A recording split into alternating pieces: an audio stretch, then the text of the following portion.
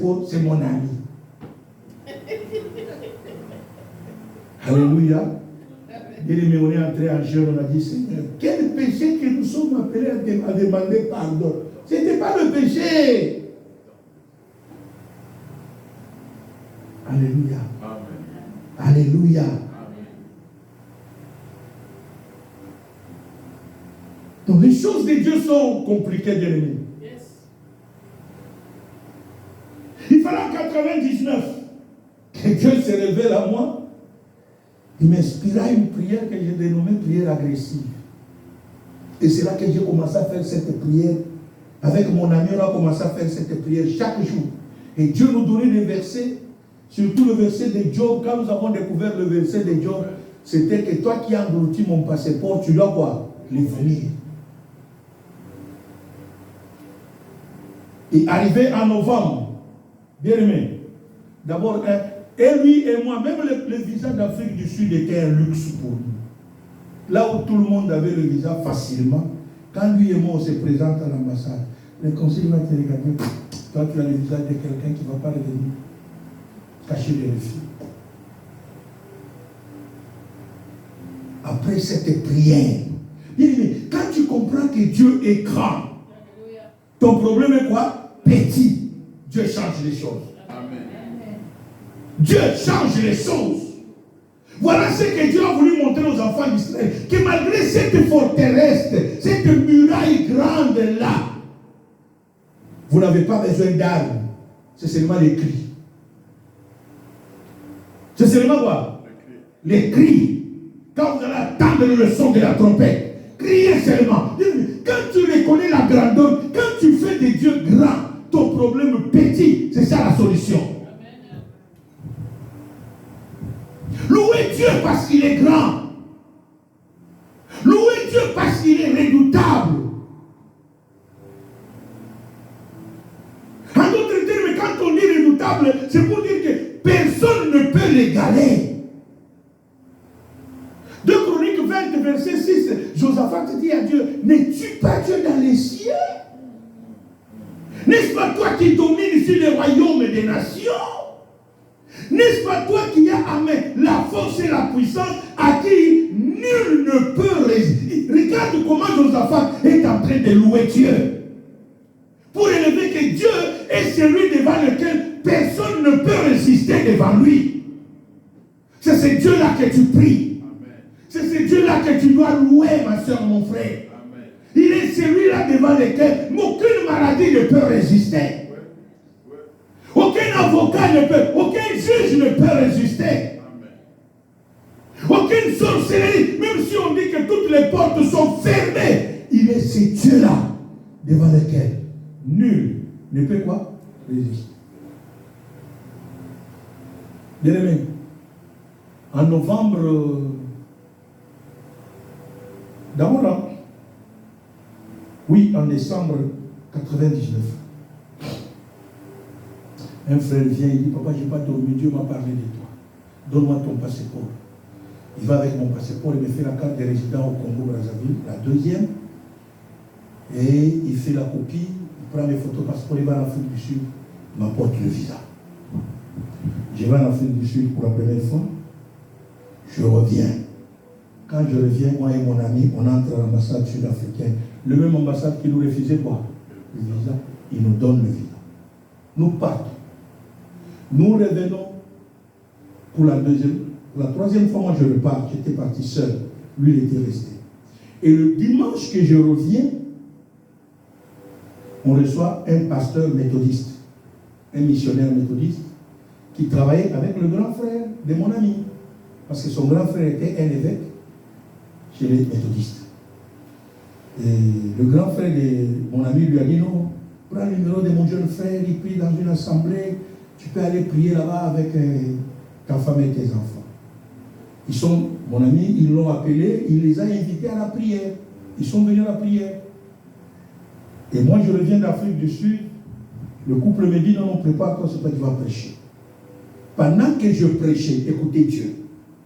Alléluia. Amen.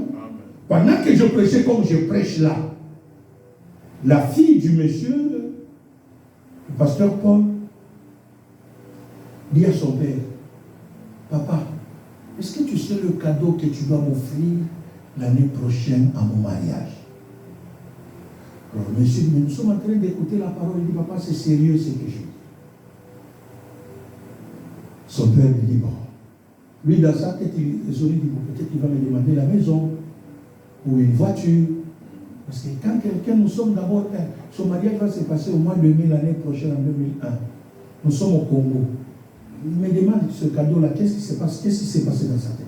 Et à la fin, il demande, il dit non, je viens d'entendre la voix de Dieu présentement là, pendant que le pasteur là est en train de prêcher, que sa présence dans la salle de mon mariage, c'est ça le plus beau cadeau que tu peux m'offrir. Alléluia. Alors comprenez le blocage, comment le blocage fait dans nos têtes. Vous savez, quand tu as déjà connu quoi? Des rejets. On le reçoit après l'adoration chez le couple. On a dit, nous étions à table en train de manger. Le pasteur rencontre, pasteur Némi, as-tu déjà été aux États-Unis? Mets-toi à ma place, quelle réponse tu vas lui donner? Je lui ai présenté mon blocage. C'est très grave encore, je dis, pasteur Paul, la porte des États-Unis m'est hermétiquement fermée. Dites Amen. Bien-aimé, est-ce que tu sais que ton blocage n'est que toi-même? Parce que toi-même, tu ne crois pas. Tu doutes des fois. Surtout quand tu entends, on te fait des rapports. Tu dis, aïe, mon dossier là c'est grave. Mon dossier là ne passera pas. Je serai encore dans les blocages. Même si on te dit que l'immigration est fermée, pour toi n'est pas fermée. Dis-toi que le Dieu que j'ai, c'est un Dieu quoi? Puissant et grand. Bien aimé, j'ai dit ça comme ça au pasteur. Il me dit, donne-moi ton passeport. Sur place, mon passeport était là dans mon sac. Je viens de voyage, non? Je prends le passeport, je lui donne. Demain matin, il est parti à l'ambassade. Or, l'ambassadeur à cette époque-là, M. Swing qui était ambassadeur, c'était son collègue de classe depuis la maternelle jusqu'à l'université. Ils ont étudié ensemble de la maternelle jusqu'à où? Et à l'université, ils ont fait ensemble les relations internationales. Et c'est comme ça que son père est allé l'arracher là-bas. Il lui dit, toi tu ne termines pas ici, viens ajouter la théologie, parce que tu dois me remplacer en Afrique où je suis missionnaire au Congo démocratique. C'est comme ça que quand il a fini en relations internationales, il est allé faire quoi? La théologie est venu remplacer son père qui était missionnaire. Il dit à son ami, mon ami, j'ai un problème. Ta fille que tu vois là, je suis venu les accompagner parce qu'ils retournent, ils étaient venus en vacances, ils retournent aux États-Unis, voilà ce qu'ils me demandent. Hier, nous étions dans une assemblée en train de prêcher, et pendant que le pasteur était en train de prêcher, il a entendu la voix de Dieu, qui lui a dit que le plus beau cadeau que je vais lui offrir, ce n'est pas la maison, c'est pas quoi, non, c'est la présence de ce pasteur-là dans la salle. Et l'autre représente un autre blocage. Il dit, mon ami, tu sais, nous, chez les Américains, nous sommes nommés séparément. Moi, je suis nommé par les affaires étrangères, l'autre est nommé par le ministère de l'Intérieur, le consul. Donc, même si c'est vrai, administrativement, je suis son chef, mais en matière de visa, je n'ai pas un ordre à lui donner. C'est un service que je peux lui demander. Il peut ne pas me l'accepter. Il est libre. Il appelle le consul, il lui parle de ce problème. Le consul dit, est-ce que vous avez le passeport du monsieur? On donne le passeport au monsieur. Le consul va consulter l'historique.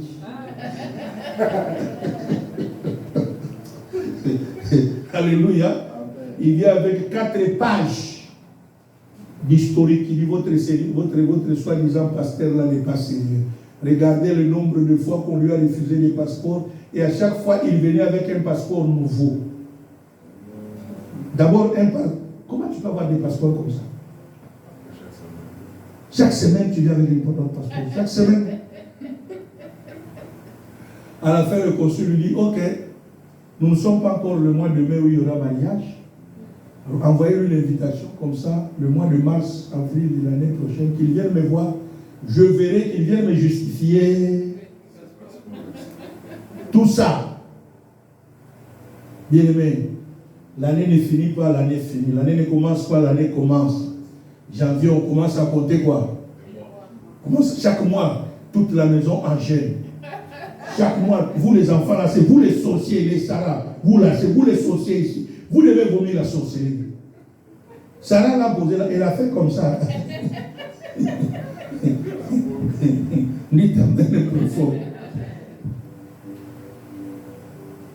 Avril, on prend rendez-vous à l'ambassade.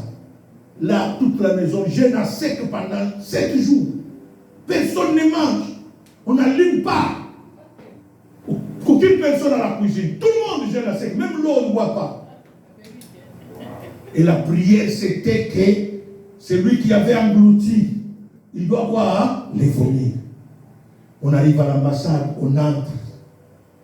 Nous sommes là dans la salle. Nous étions, le monsieur nous a dit, n'oubliez pas toutes les photos que vous avez de partout, vous avez sillonné en Afrique de l'Est, oui, en Afrique. Partout vous avez sillonné là. On a amené à peu près 5 albums comme ça. Avec le nombre des autres émissions, pour justifier partout que nous parlons. On arrive à la porte comme ça, on oublie ça dans la voiture. Nous sommes déjà entrés, on avait seulement avec le petit sac où il y avait le passeport et l'ordre de l'émission et le voyage. On voulait sortir, quelqu'un nous dit ici, là, ce n'est pas comme ça. Dès que vous êtes déjà entré, vous ne sortez pas. Parce qu'il y a des caméras, on vous voit les gestes. Et bon, advienne que pourra. Le couple passe et ils sont allés aux États-Unis, il n'y a pas de problème. La première personne qu'on appelle, c'est moi. J'arrive. Je vois la dame prendre mon passeport. Je tourne la page. Il regarde, il me regarde. Il regarde, il me regarde. À la 3e fois, il me pose la question. Est-ce que c'est bien toi, M. Néhémie Kabeyakies? Je dis, madame, c'est bien moi. Bienvenue aux États-Unis. Va payer moi le visa. Je n'ai rien posé de questions. Je suis seulement sorti, je suis allé au guichet suivant. Pendant que je suis aussi au guichet suivant, il y a un homme d'affaires qui est venu de Mboujima. Lui, il est entré, c'est lui qu'on a appelé le suivant après moi. Ce monsieur était riche. Il vendait le diamant. Il avait les compteurs de diamants et il avait des gens qui creusaient le diamant pour lui. Lui, là, en train de passer à l'interview. Consul le regarde et dit, monsieur, tu ne me donnes pas confiance que si je te donne le visa, tu vas rentrer. Le monsieur dit, madame, regarde bien les papiers. Je suis autorisé même par le gouvernement congolais de voyager avec le diamant. J'ai déjà été en Belgique, regarde mon passeport, il y a le visa de Belgique. J'ai déjà été en Afrique du Sud. Là, je vais explorer le marché, quoi? Américain. J'ai des maisons ici, j'ai des entreprises ici, je vais les laisser à qui? Il dit, monsieur, tu ne me donnes pas confiance. Cacher des refus pendant que moi je suis en train de voir. Je me dis, Seigneur, dans ma poche là, je n'ai même pas $500. Mais moi, on m'a donné quoi? Mais le monsieur, avec tout l'argent qu'il a, on le prive quoi? C'est là que j'ai vu la grandeur de Dieu. Et après ça, on appelle mon ami, l'oncle de Sarah. Lui aussi, il rentre. Même question. C'est bien toi, monsieur? Il dit, oui, c'est bien moi. Il dit, bienvenue aux États-Unis. Nous sortons de là-bas avec l'argent parce qu'on doit passer demain pour retirer quoi? Le passeport. Le blocage. Dis à quelqu'un, tu dois renoncer à ça. Dis à ton voisin, tu dois renoncer à ça. Dès que nous sortons dehors, mon ami me dit, mon ami, est-ce que tu connais la loi américaine? Et non. Il la loi d'immigration américaine dit ceci. Le visa qu'on te donne là, c'est juste pour voyager, arriver à la frontière. Donc l'agent d'immigration de la frontière a le pouvoir de te renvoyer. Donc nous là, on ne va pas fêter aujourd'hui. Le jeûne va terminer quand nous allons entrer aux États-Unis. C'est vrai, nous sommes sortis. Hein? Et le lendemain, nous sommes venus à l'ambassade. D'abord, il me rappelle, il dit, tu sais, à Brazzaville, le passeport a passé lui à l'ambassade, non? Le lendemain, qu'est-ce qu'on a eu? Refus. Nous, les jeunes ne terminent pas, on arrive à la maison à la fois. Prière! On oublie Jésus. Oh Seigneur, on vient de loin, bien aimé. Vous savez, quand vous avez des grandes situations dans votre vie, Comprenez que vous avez un Dieu vivant et puissant. Comprenez que vous avez un Dieu vivant et puissant. Bien-aimés, on a jeûné. Le lendemain, on va à l'ambassade et on nous donne le passeport avec le visa. C'est là que mon ami dit, on ne fait pas la fête. On oublie tout ça. On va attendre quand on va voir. On a commencé à prier. La semaine prochaine, nous sommes allés à l'aéroport. On a pris l'avion. Nous sommes arrivés aux États-Unis, à New Jersey, ici à Newark, pour la première fois. On atterrit. Dès qu'on arrive devant, avant même d'arriver, pendant qu'on est dans les rangées, notre prière n'a pas fini. Toi qui avais englouti le visa, tu dois quoi? Toi qui avais englouti mon voyage, tu dois quoi? Ici, pas question de refoulement, ici, là, au nom de Jésus. Il y a d'autres prières bien aimées. Aujourd'hui, je commence à regarder, j'ai dit le blocage, c'est quelque chose. Quand tu es bloqué, tu dois faire même d'autres prières qui n'existent même pas dans la Bible. Le monsieur regardait seulement le passeport, la pouvait cacher, pas 3 mois de séjour aux États-Unis. Or, on avait déjà les combien? Des mois. Monsieur me regarde et dit, welcome to the United States. Oh, merci beaucoup, thank you. C'est quand nous sommes sortis dehors qu'on a dit gloire au Seigneur. Alléluia. Là, on pouvait appeler. Or, même les enfants que nous avons laissés au Congo, ils étaient quoi? En jeûne, ils attendaient quand nous allons sortir ici pour que nous les appelions. Que les jeunes aient quoi? Est-ce que je parle à quelqu'un ce soir? Bien aimé, quelle est la gravité de ton problème? Le fondement de la louange dépend de la façon dont tu comprends Dieu dans ta vie. Deuxième fondement pour terminer, parce que je n'ai retenu que 3. Pourquoi tu dois louer Dieu? Deuxième raison, tu dois louer Dieu pour ce qu'il fait dans ta vie. Psaume chapitre 103. Verset 1 à 5. Il dit, mon âme bénit l'Éternel et n'oublie aucun de ses bienfaits. Mon frère, même si tu n'arrives pas à louer Dieu à cause de sa grandeur, de sa souveraineté, mais loue Dieu pour ce qu'il fait dans ta vie.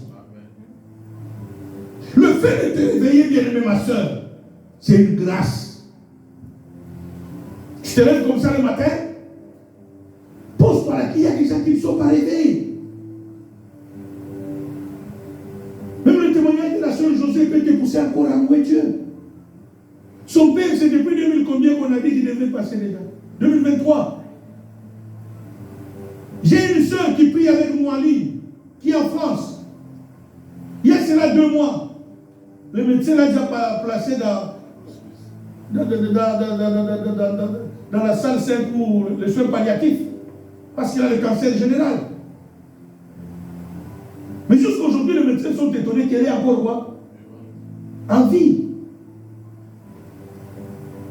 Mais elle prie avec nous chaque fois en ligne. Des fois, quand elle rate la prière la nuit, parce qu'elle est fatiguée à cause des médicaments et des traitements, le matin, elle m'appelle. Papa, j'ai raté la prière. Je suis obligé de prier avec elle.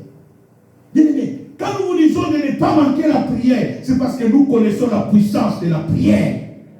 Nous connaissons ce que Dieu est capable de faire. Nous connaissons ce que Dieu est capable de faire. Quand nous disons il faut prier, ne manquez jamais la prière. Tu dois louer Dieu pour ce qu'il fait. Le fait de dérouler sur l'autoroute avec la voiture, de venir à la maison, bien, c'est une grâce. Loue le Seigneur. Moi, des fois, quand je vois maman Mado ici, j'ai béni le Seigneur. Je loue Dieu pour sa santé. Amen. Combien de fois les médecins l'ont déjà condamné? Amen. Mais le Dieu que nous prions, il est vivant et puissant. Amen. Il est vivant et puissant. Quand je vois Sarah ici, c'est pour cela que je suis... Toi là, il faut que je commence à te chicoter parce que là, tu m'énerves. Dis Amen. Il était condamné à ne pas allaiter un enfant dans sa vie. Aujourd'hui, quand je vois sa fille, je dis, waouh, Jésus, tu es Dieu. Tu dois louer Dieu même pour ça, pour ce que, Seigneur, ce qu'il fait dans ta vie. Tu doit le louer.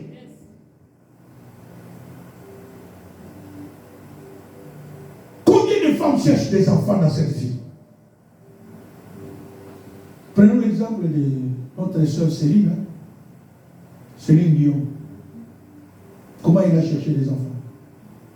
On était obligé de congeler les semences de l'homme et de la femme pour faire le traitement et enfin venir le déposer quoi? Mais toi tu as eu gratuitement, hein, Sarah. Est-ce que je mens? Mais alors, voilà la raison pour laquelle toi tu peux rouler même par terre pour dire, toi qui as fait de moi mère.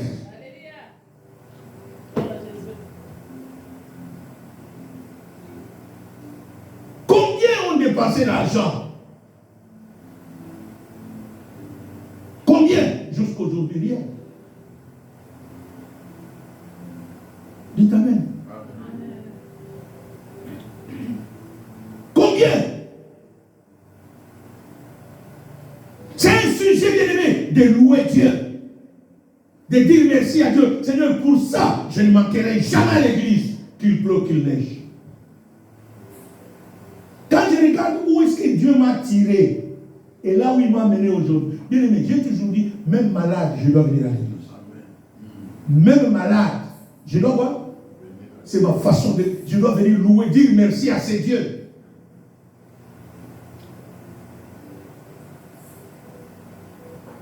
David dit, mon âme bénit l'Éternel et n'oublie aucun de ses bienfaits. Aucun. Tu veux que Dieu te donne encore, sois d'abord reconnaissant sur ce qu'il t'a donné. Troisième des choses pour clôturer. Louer Dieu parce qu'il est digne de louange. Il mérite notre louange. Il est digne d'être célébré. Sœur José, lis-moi ça. Psaume 47, verset 1 à 7. À 10 plutôt. Écoutez David, qui comprend que Dieu est digne d'être loué. Il mérite d'être loué. Il est digne. Tu dois le louer parce qu'il est digne. Psaume 47. Psaume 47. 1 à 10. 1 à 10. Au chef des chantres des fils de Corée, psaume. Vous tous, peuple, battez des mains. Poussez vers Dieu des cris de joie. Car l'Éternel, le Très-Haut, est redoutable. Alléluia. Il est un grand roi sur toute la terre. Il assujettit des peuples. Des peuples. Il met des nations sous nos pieds. Il nous choisit notre héritage. La gloire de Jacob. Qu'il aime. Dieu monte au milieu des cris de triomphe. Arrête-toi là. Il dit quoi? Dieu monte au cri de quoi? De triomphe. C'est ça les cris qu'Israël a poussés devant Jéricho. Et ces cris-là ont fait que la muraille de Jéricho est quoi? Tombée. Ce n'est pas un cri de pleurs, non. C'est un cri de victoire. Ce soir, j'aimerais t'inviter à pousser ce cri-là que tu n'as jamais poussé. Le cri de gloire, le cri de victoire. Quel est Dieu que tu pries? C'est un Dieu vivant et puissant. Termine. Dieu monte au milieu des cris de triomphe. L'Éternel s'avance au son de la trompette. Alléluia. Chantez à Dieu, chantez. Chantez à notre roi, chantez. Car Dieu est roi de toute la terre. Chantez un cantique. Dieu règne. Dieu règne sur les nations. Dieu a pour siège son saint trône. Les princes des peuples se réunissent au peuple du Dieu d'Abraham. Car à Dieu sont les boucliers de la terre. Il est souverainement élevé. Parole du Seigneur. Amen. Voici les raisons, bien-aimés, que nous devons louer le Seigneur. Il est celui qui est digne. Il est celui qui le mérite. Il est celui qui le mérite. Il est celui qui est au-dessus de tout. Il est redoutable. Personne ne peut peut s'égaler à lui. Aucune chose, aucune maladie ne peut s'opposer au Dieu d'Abraham. Au Dieu que nous adorons. Si ton Dieu est petit, tu vas rester dans les malheurs. Mais si ton Dieu est grand, j'aime beaucoup cet adage qui dit, si ton Dieu est mort, essaye quoi?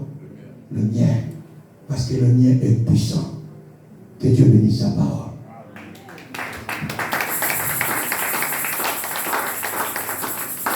J'aimerais que tu te lèves là où tu es.